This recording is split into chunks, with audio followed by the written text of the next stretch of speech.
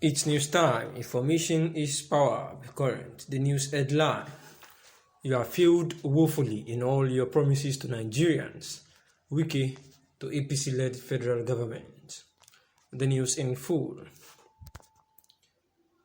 Wiki had actually said to the APC-led federal government that they have failed, where he actually told them, during the 3rd December 2021, where the Rivers State Governor, Nyesom Wike, berated the All Progressive Congress-led federal government for allegedly failing in all three promises made to Nigerians, including fighting insurgency, corruption, and fixing the economy.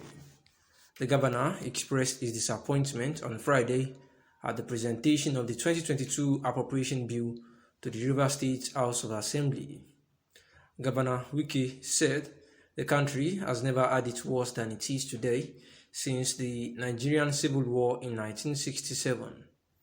He said, under their watch, we have witnessed two economic recessions in quick succession with devastating economic consequences on the state and living standards of the people, especially ordinary Nigerians, and the teeming unemployed population.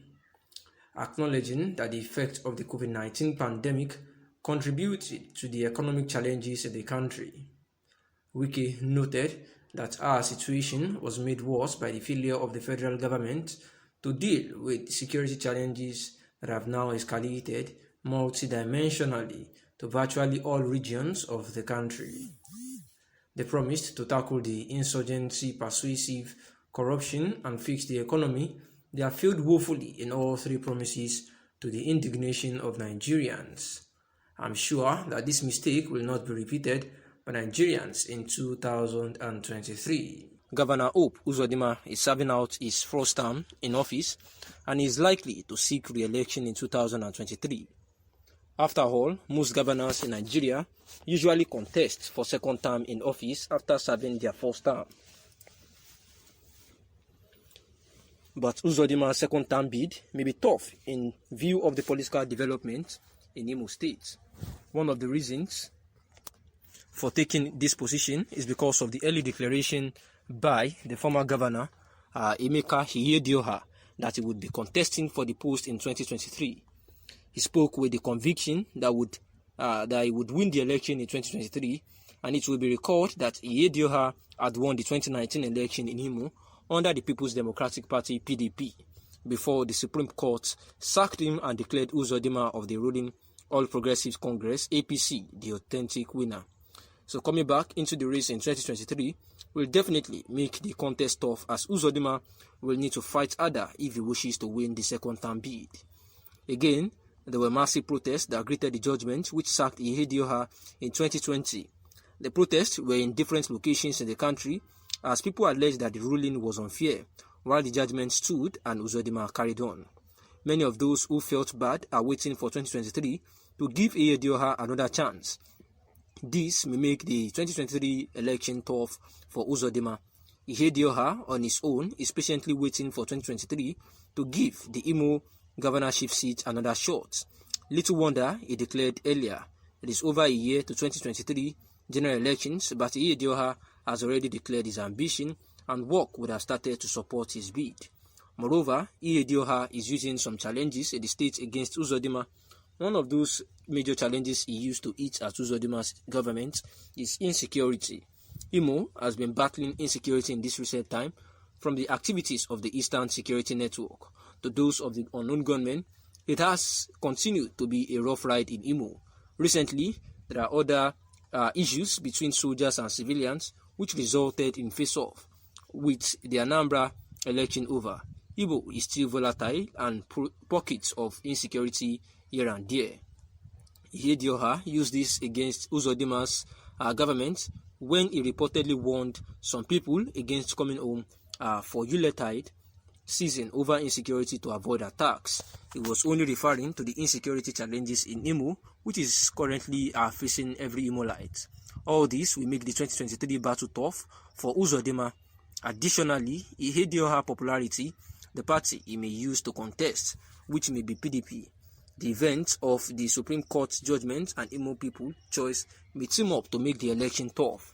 And this is the reason why the second bid for Uzodinma might actually be very, very tight this time around, especially come 2023. With a view to hampering democratic process in Nigeria, not done.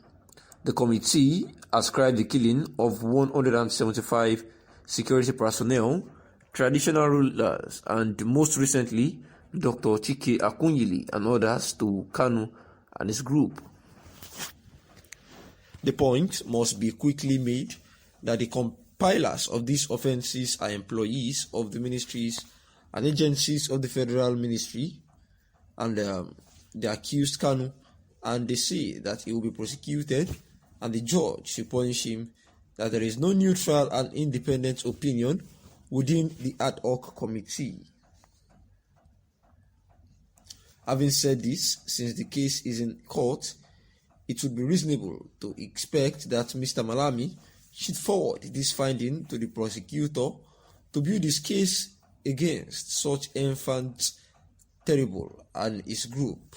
The federal chief lawmaker and advocate of Nigeria chose to do different from the courts of public opinion, or put differently, resort to media trial, seemingly in order to bias the mind of the public against the accused. But it is the court, not the public, that on the fact before it will determine the case.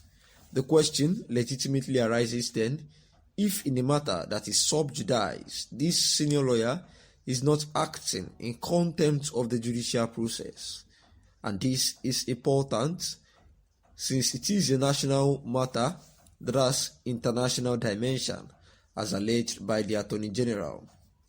The Federal Attorney General claimed that IPOB, that is the indigenous people of Biafra, enjoys the backing of state and non-state entitled entities.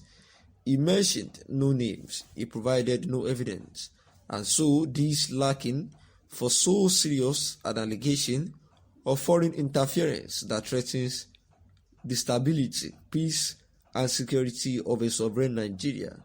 All he could say was to tepidly call on these countries to desist from assisting subversive acts of Kanu and IPOB against the state of Nigeria and its people, that does not speak for a confident government of a serious country at all. Mr. Malami reportedly justified going public with his list of accusations because Nigerians in public interest have to be carried along as the matter relates to the protection of their rights and properties. Thanks for listening, and that is the news.